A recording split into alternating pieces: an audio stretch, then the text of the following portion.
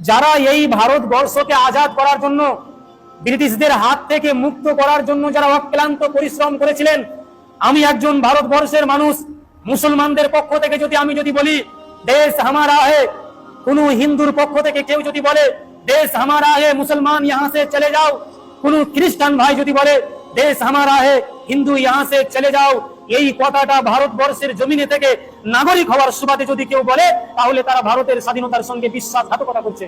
কেন? কারণ যারা ভারতবর্ষকে আজাদ করার জন্য আত্মবলিদান দিয়েছিলেন, একটা কিতাব দেখবেন, কিতাবটির নাম হচ্ছে তাহরিকে আজাদি কে নুমাইন্দা মুসলিম মুজাহিদিন, 100 ভারতবর্ষ কাঁপানো মুসলিম মুজাহিদিনদের ইতিহাস সেই কিতাবের মধ্যে তুলে ধরা আছে। এমন কোন ব্যক্তি নাই, এমন কোন মানুষ নাই ওই কিতাবের মধ্যে যারা এই ভারতবর্ষকে আজাদ করার জন্য জেল খাটেনি। 100 মুনিসি, তাদের মধ্য থেকে সর্বপ্রথম যার নাম তিনি উল্লেখ করেছেন তিনি হচ্ছেন মৌলানা আবুল কালাম আজাদ।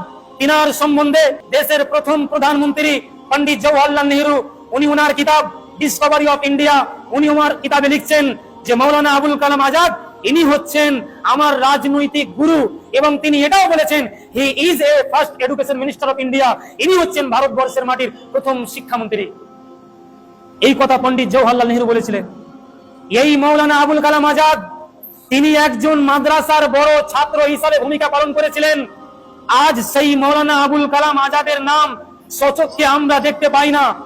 এই জন্য আমরা উচ্চ ভাষায় বলতে চাই, উচ্চ কণ্ঠে বলতে চাই, ইতিহাস তুমি কথা বলো, তুমি কথা বলতে পারবে, তোমার ভিতরে এই ক্ষমতা, তোমার ভিতরে এই শক্তি, তোমার ভিতরে এই পাওয়ার আছে, তুমি কথা বলতে পারবে।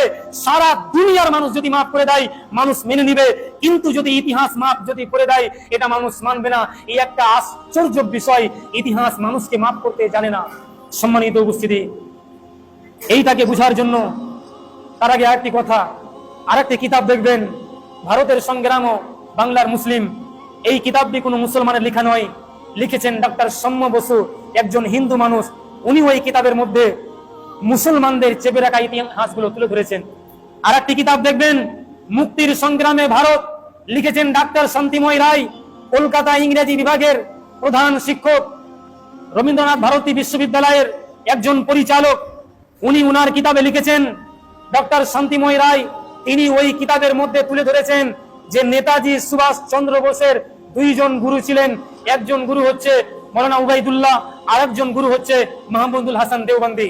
সম্মানিত উপস্থিতি, কিন্তু এই মুহূর্তে বিশেষ করে যারা অন্ধভক্ত, তাদের মুখ থেকে একটি আওয়াজ অলিতে গলিতে ভারতবর্ষের মাটিতে ভেসে আসে যে এখানে নাকি মুসলমানদের কোনো অবদান নাই। আমি তাদেরকে বলতে চাই, ওই অন্ধভক্তদের কোনো দোষ নাই। এই জিনিসটাকে বন্ধ করার জন্য সবচাইতে যেটা বড় জিনিস, সেটা হচ্ছে পাঠ্য পুস্তকের সিলেবাস পরিবর্তন করতে হবে। কেন? একজন ছোট বাচ্চা, শিশু বাচ্চা, তার দিমাগটা থাকে মেমোরি কার্ডের মতো, ছোট থেকে অনেক জিনিস গ্রাস করতে পারে, অনেক জিনিস মাথায় রাখতে পারে। যখন 7 বছর থেকে যখন সে শিক্ষার লাইনে যখন নামলো, শিক্ষার শেষ ধাপ পর্যন্ত, এডুকেশনের লাস্ট ধাপ পর্যন্ত শিক্ষার কোনো শেষ নাই। তবে ভারতের নিয়ম অনুযায়ী এডুকেশনের লাস্ট ধাপ পর্যন্ত যখন সে শিক্ষা অর্জন করে আসলো, তখন ইতিহাসের প্রেক্ষাপট যখন দেখছে, বিনয় বাদল, অরবিন্দ্র ঘোষ, ভগৎ সিং, এই নামগুলো দেখতে পাচ্ছে, তখন ওই ছাত্রের কোনো দোষ নাই। সে যখন শিক্ষা অর্জন করে ভারতের মাটিতে আসে, তখন সে আওয়াজ তুলছে, মুসলমান তোমার তো এই দেশে থাকার কোনো উচিত নয়, কারণ ইতিহাসের প্রেক্ষাপটে তোমাদের নাম খুঁজে পাচ্ছি না। এই জন্য আমি অনুরোধ করে বলবো যে ওই পাঠ্য পুস্তকের পাশেই, ওই সিলেবাসের পাশেই যদি ভারতবর্ষের স্বাধীনতার সূর্য সন্তান হযরত মাওলানা হুসাইন আহমদ মাদানী রহমাতুল্লাহ আলাইহির নাম এবং নেতাজির গুরু মৌলানা আবুল কালাম আজাদের নাম যদি ওই পাশে যদি থাকতো, আশা করা যায় ওই শিক্ষকটি বলতো, खुदा की कसम देश हमारा नहीं है, खुदा की कसम देश मुसलमान का नहीं है, खुदा की कसम देश हिंदुओं का नहीं है, अरे देश तो सबका है, सबका। এই জন্য যারা বিদ্বান মানুষ, যারা শিক্ষিত মানুষ, যখন তারা স্বাধীনতা সংগ্রামীর বক্তব্য রাখবে, তখন তারা একটি কথা বলবে, এই ভারতবর্ষকে মুক্তি করার জন্য, ইংরেজদের হাত থেকে আজাদ করার জন্য সমস্ত জাতি, ধর্ম, বর্ণ নির্বিশেষে সবাই রক্ত দিয়েছিল। এটা হচ্ছে তাদের বক্তব্য। সম্মানিত উপস্থিতি, দিলালপুর মাদ্রাসা তৈরি হয়েছিল 1877 সালে। ভারত স্বাধীন হওয়ার 69 বছর আগেকার মাদ্রাসা।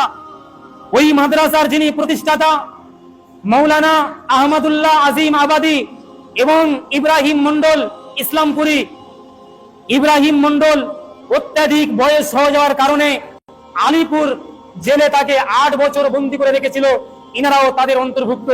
শুধু তাই নয়, 1831 খ্রিস্টাব্দে পাঞ্জাবের বালাকোটে হযরত মাওলানা সৈয়দ আহমদ শহীদ রহমতুল্লাহ আলাইহির নেতৃত্বে একটি রক্তক্ষয়ী যুদ্ধ হয়েছিল।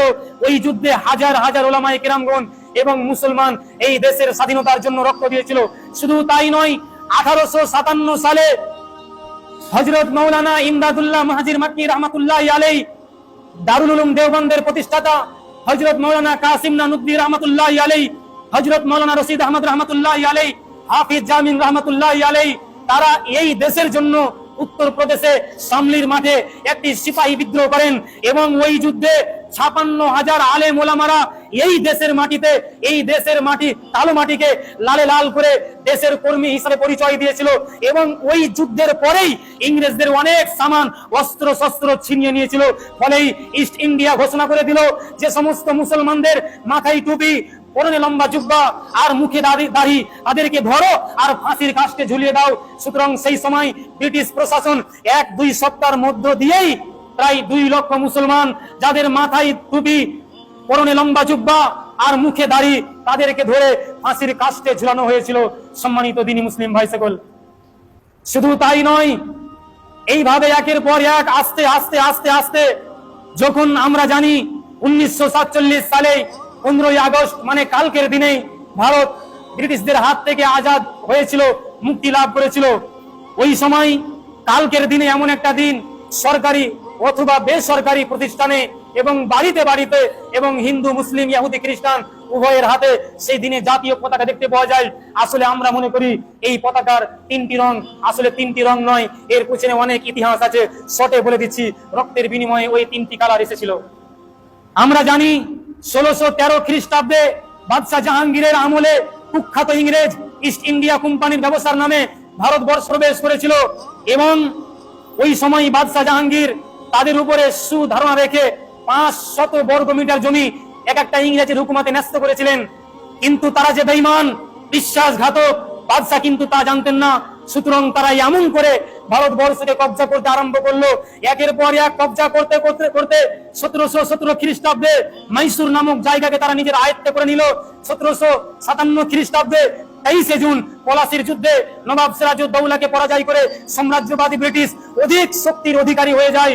এমন ভাবে তারা ভারতবর্ষকে নিজের আয়ত্তে, নিজের কবজায় করে নিল। শুধু তাই নয়, ভারতের সমস্ত টাকা পয়সা লুণ্ঠন করেও তারা ক্ষান্ত হয়নি, বরং ওই সময় মানুষের উপরে জুলুম অত্যাচার, নির্মম অত্যাচার চালিয়েছিল। শুধু তাই নয়, ইস্ট ইন্ডিয়া প্রশাসক ঘোষণা করেছিল এখন ভারতবর্ষের যত মানুষ আছে তারা জন্মগত হিসেবে ভারতীয়, কিন্তু আইন কানুন নিয়ম নীতি কৃষ্টি কালচার হবে ব্রিটিশ। শুধু তাই নয়, তারা এটাও ঘোষণা করেছিল এখন ভারতবর্ষের মানুষদেরকে আর ধর্মীয় স্বাধীনতা দেওয়া হবে না। এই রকম যখন একটা নিমজ্জিত অন্ধকার পর্যায়ে ভারতবর্ষ পৌঁছে গেল, ছোট ছোট বাচ্চাদেরকে ছুঁড়ে ফেলে দিচ্ছে, আমার মা এবং বোনদের ইজ্জত রাস্তা রাস্তায় লুটানো হয়েছিল। কিন্তু বড় খুশির বিষয় হলো এই, সেই সময় আমাদের পূর্বপুরুষ বুজুর্গ হযরত মাওলানা শাহ ওয়ালিউল্লাহ মুহাদ্দিস দেহলভী রাহমাতুল্লাহ আলাইহি, তিনি সর্বপ্রথম 1733 খ্রিস্টাব্দে ইংরেজদের হাত থেকে বাঁচার জন্য একটি চিত্র আঁকলেন, কৌশল তৈরি করলেন কি করে ইংরেজদের হাত থেকে বাঁচা যায়।